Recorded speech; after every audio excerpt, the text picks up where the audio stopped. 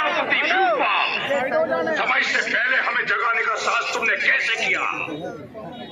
लंकाधिपति रावण कुशल से तो है। अभी तक तो लंका पूरी तरह सुरक्षित है, परंतु अब उसकी सुरक्षा संकट में है। चारों ओर से सुग्रीव की वानर सेना ने घेर लिया। वानर सेना ने घेर लिया है, परंतु क्यों? अयोध्या के राम को लंका से क्या चाहिए? अपनी पत्नी। अपनी पत्नी अर्थात लंकेश्वर उनकी पत्नी सीता को हर लाए। सीता को हर लाए? साक्षात जगदम्बा को हर लाए? महाराज रावण अपने भवन में आपकी प्रतीक्षा कर रहे हैं।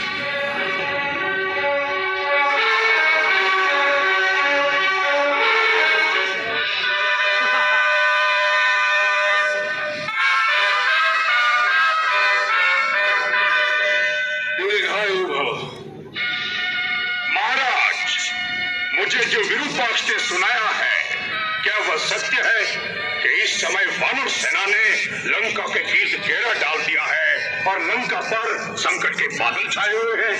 हाँ साहब, इस समय लंका संकट में आ गई है, इसीलिए तुम्हें असमय में ही जगाया गया है, क्योंकि हम सबकी आशा अब केवल तुम पर ही केंद्रित है। इसलिए भी तुम्हारा युद्ध भूमि में जाना आवश्यक हो गया है। इंद्रजीत से कुछ नहीं हुआ? जब हम स्वयं राम से टक्कर नहीं ले सके, तो इंद्रजीत उसका सामना कैसे कर सकता? इसलिए अभी तक हमने उसे युद्ध में नहीं भेजा। आप स्वयं क्या रणभूमि में गए थे? हाँ, परंतु शत्रु इतना निर्बल नहीं निकला जितना हमने समझा था। उसने हमारे समस्त अस्त्रों को काट कर हमें निहत्था कर दिया। और सबसे बड़ी चोट तो उसने तब पहुंचाई जब उसने उस अवस्था में हमारा वध नहीं किया। युद्ध में मरने से हमारी वीरता को दाग नहीं लगता, परंतु उसने हमें अपमानित करके वापस भेज दिया है। आज सारा संसार हमको हंसता होगा, यहाँ तक कि सीता भी हमारा उपहास करेगी। अब हम कौन से गौरव के अहंकार को लेकर उसके सामने जाएंगे? कुंभकर्ण मेरे भाई, इसलिए भी तुम्हारा युद्ध भूमि में जाकर उन वानरों और मानवों का भक्षण करना आवश्यक हो गया है। आज राक्षस जाति की लाज तुम्हारे हाथ में है। तुम्हें रावण के अपमान का बदला लेना है राम से।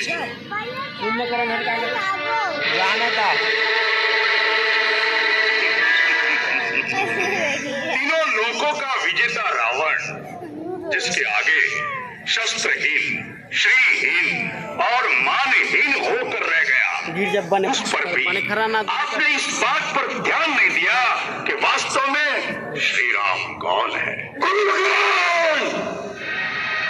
शत्रु को श्री लगाकर संबोधित मत करो।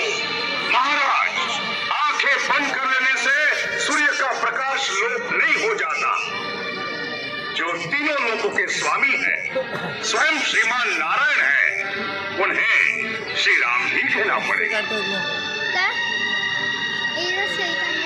भैया, शायद आप ये भूल गए हैं कि श्री राम से कई पीढ़ियां पहले इक्ष्वाकु वंश के एक राजा ने आपको श्राप दिया था कि जब स्वयं श्रीमान नारायण हमारे कुल में अवतार लेंगे, तब वह उसी न रूप में आपका विनाश करेंगे।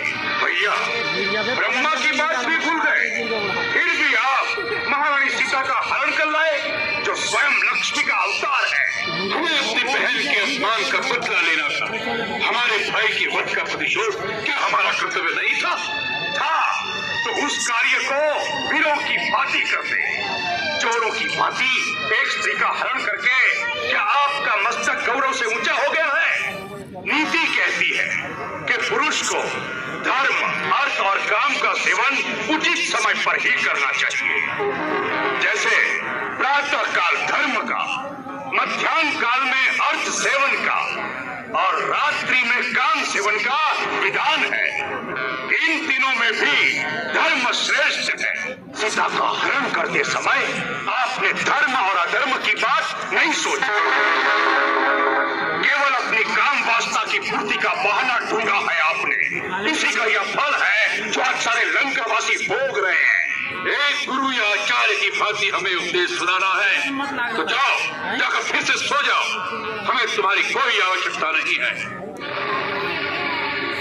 समय है संकट का। इस समय तुम्हारा क्या कर्तव्य है वही बात करो। मान लिया हमने भ्रम से नारायण को नहीं पहचाना, मान लिया अपने चित्त के मोह में एक स्त्री का हरण कर लिया, मान लिया अपने गौरव और अहंकार में हमने किसी का परामर्श नहीं सुना। इन सब बातों की चर्चा करने से इतिहास पीछे नहीं मुड़ जाएगा। जो बीत गया बुद्धिमान उसका शोक नहीं करते, भविष्य की चिंता कर्मयोगी नहीं करता। इस समय इस क्षण क्या करना है उसका ही निश्चय आवश्यक हो जाता है। तो निश्चय कर लो कि तुम्हारा अपनी जाति के प्रति, अपने भाई के प्रति कुछ कर्तव्य है या नहीं। सोच लो, रावण के कारण ही सही, परंतु रावण के साथ राक्षस जाति का विनाश हो जाए यह तुम्हें स्वीकार है या नहीं।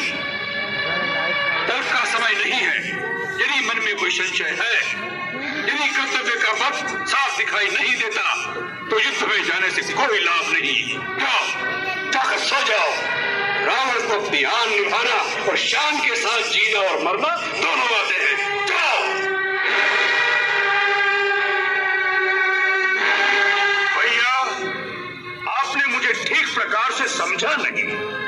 मैंने जो कहा वो एक सच्चा हितैषी होने के नाते कहा। वो मेरा अधिकार भी था और कर्तव्य भी। इस समय मुझे क्या करना है उसके बारे में न मेरे मन में कोई शंका है, न मेरे पथ पे कोई अंधकार। मैं तो छोटा भाई हूँ और छोटे भाई का एक ही धर्म है, जब तक वो जीवित है और स्वस्थ है तब तक बड़े भाई को कोई भी कष्ट नहीं होना चाहिए। उसके जीते जी यदि बड़े भाई को चिंता रहे या वो संकट में आ जाए तो छोटे भाई पर धिक्कार है। छोटा भाई मित्र भी है और सेवक भी है। कुंभकर्ण, हमें तुम पर गर्व है। तुम राक्षस जाति की नाक हो। भैया, अब आप युद्ध की चिंता भूल जाइए। यदि मैं जीवित रहा तो आज रात को लंका में विजय का उत्सव होगा। भैया, मुझे आज्ञा दीजिए और आशीर्वाद दीजिए कि मेरे कारण आपका गौरव और बढ़े। भैया, एक प्रार्थना करूं? कहो। यदि रणभूमि में मारा गया तो समझ लेना फिर उन्हें कोई नहीं जीत सकता। तब श्री राम को भगवान मानकर उनकी शरण में चले जाइएगा, जिससे हमारा कुल समूल नष्ट होने से बच जाए और आपका राज अखंड हो जाए।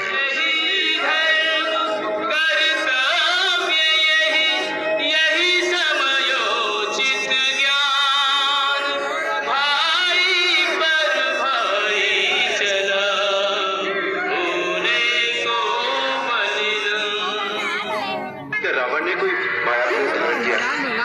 नहीं, ये रावण नहीं। तू कौन है? कुंभकर्ण, रावण का छोटा भाई, मेरा अग्रज।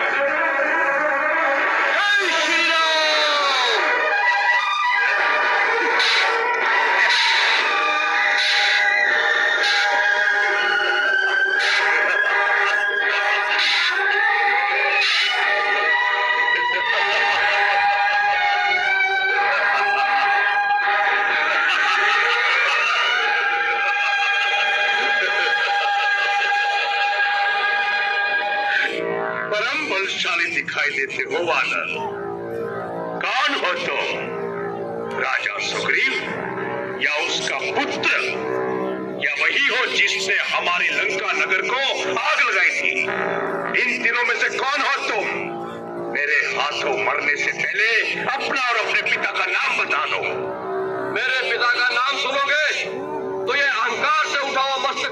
झुक जाएगा। इस महाराज बाली ने तुम्हारे बड़े भाई महापराक्रमी रावण को कई दिनों अपनी पूंछ में बांध रखा था।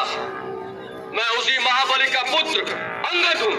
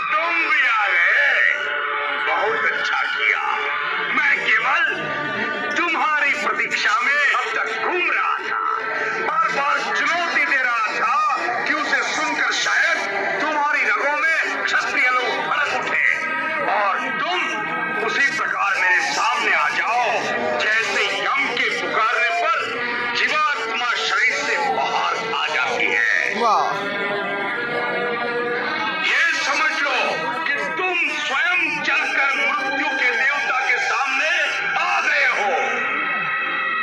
मैं मृत्यु के देवता को साक्षात देख रहा हूं, जो इस प्रतीक्षा में खड़े हैं कि कब मेरे बाणों से तुम्हारा मस्तक कटे और वो तुम्हारे प्राणों को लेकर जमलोक चले जाए। इसका निर्णय तो अभी हो जाएगा।